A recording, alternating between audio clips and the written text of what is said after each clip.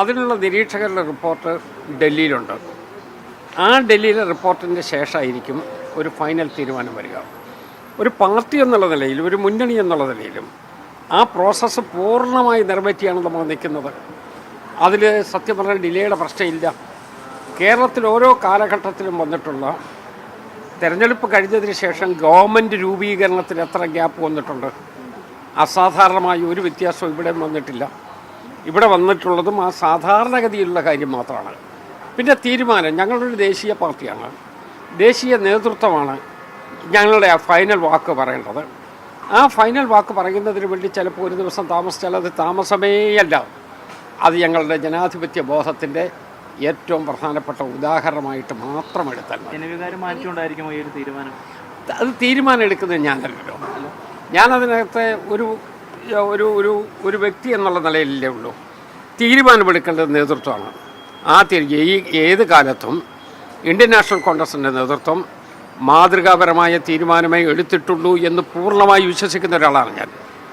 അതുകൊണ്ട് ആ തീരുമാനം എന്തോ ആവട്ടെ, ആ തീരുമാനം അപ്പാടെ അംഗീകരിക്കുക എന്നുള്ളത് ഒരു പാർട്ടി പ്രവർത്തകൻ എന്നുള്ള നിലയിൽ എൻ്റെ കടമയാണ്.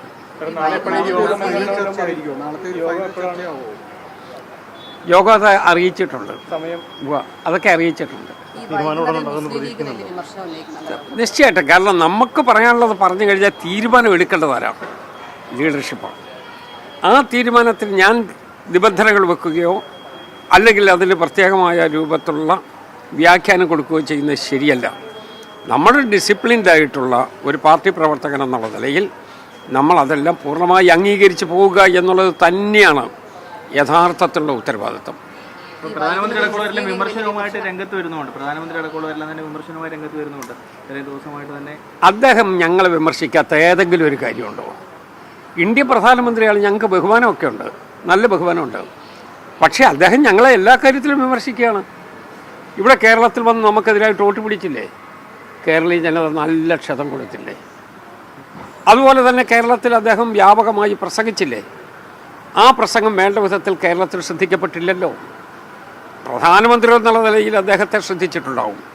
പക്ഷേ അദ്ദേഹം പറഞ്ഞ കണ്ടൻസിനോട് ജനങ്ങൾ വിയോജിപ്പ് രേഖപ്പെടുത്തി എന്നാണ് ഇലക്ഷൻ റിസൾട്ട് നമ്മളെ ബോധ്യപ്പെടുത്തുന്നത്. അടക്കമുള്ളവരെല്ലാം തന്നെ അതൃപ്തരാണ് ഈ മുഖ്യമന്ത്രി തീരുമാനം വഹിക്കുന്നത്. ഞാൻ അതിനെക്കുറിച്ചൊന്നും പറയുന്നില്ല. ഞാൻ എന്നിൽ നിക്ഷിപ്തമായ കാര്യം അതിൽ മാത്രം കേന്ദ്രീകരിച്ച് മറുപടി പറയാൻ ബാധ്യതപ്പെട്ട ആളാണ്. പക്ഷെ ഒരു കാര്യമുണ്ട്, ഞങ്ങളുടെ ഒരു ഹൃദ്യമായ ഒരു മുന്നണിയാണ്. ആ മുന്നണിക്കകത്ത് എപ്പോഴും തീരുമാനം വന്നാൽ എല്ലാവരുമായി യോജിച്ചുള്ള തീരുമാനമാകാനാണ് സാധ്യത.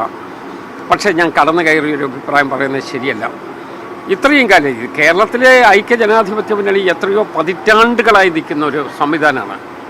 ആ സംവിധാനത്തിൽ ഒരു അസംതൃപ്തി ഇല്ലാതെ കൊണ്ടുപോകും എന്നാണ് എൻ്റെ വിശ്വാസം. അത് ഞാനല്ല പറയുന്നത്. പ്രവർത്തകരടക്കം വികാരമടക്കം ശ്രദ്ധപ്പെടുത്തുമോ? ഇപ്പോൾ നിലവിൽ കേരളത്തിനുണ്ടായ അടുത്ത ദിവസങ്ങളൊക്കെ ഉണ്ടായ, കഴിഞ്ഞ ദിവസങ്ങളൊക്കെ ഉണ്ടായ പ്രശ്നങ്ങളൊക്കെ അല്ല, ഞാൻ അതിനെക്കുറിച്ചൊന്നും അഭിപ്രായം പറയുന്നില്ല. എന്നെ ഡൽഹി വിളിച്ചു, എന്നെപ്പോലെയുള്ള പല നേതാക്കന്മാരെയും വിളിച്ചിട്ടുണ്ടാകും. അവിടെ എൻ്റെ അഭിപ്രായം ഞാൻ അവിടെയാണ് പറയേണ്ടത്. അവിടെ എൻ്റെ ഒപ്പീനിയൻ പറയും. ബാക്കിയുള്ള അവിടുത്തെ തീരുമാനം എന്തോ ആ തീരുമാനം അക്ഷരം പ്രതി പാലിക്കുക എന്നുള്ളത് അച്ചടക്കമുള്ളൊരു കോൺഗ്രസ് പ്രവർത്തകൻ എന്നുള്ള നിലയിൽ എൻ്റെ കടമയാണ്. ആ കടമ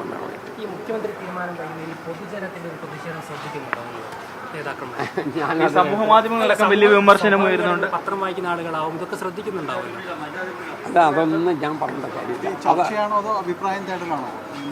അറിയില്ല, അത് ഡൽഹി വിളിച്ചിട്ടുള്ള നേതൃത്വമാണ് തീരുമാനിക്കേണ്ടത്. അല്ല, നേതൃത്വം വിളിച്ചാൽ ആ നേതൃത്വം വിളിക്കുന്നിടത്ത് ചെല്ലുക എന്നുള്ളതിൻ്റെ ബാധ്യതയല്ലേ. ഞാൻ ആ ബാധ്യത നിറവേറ്റും.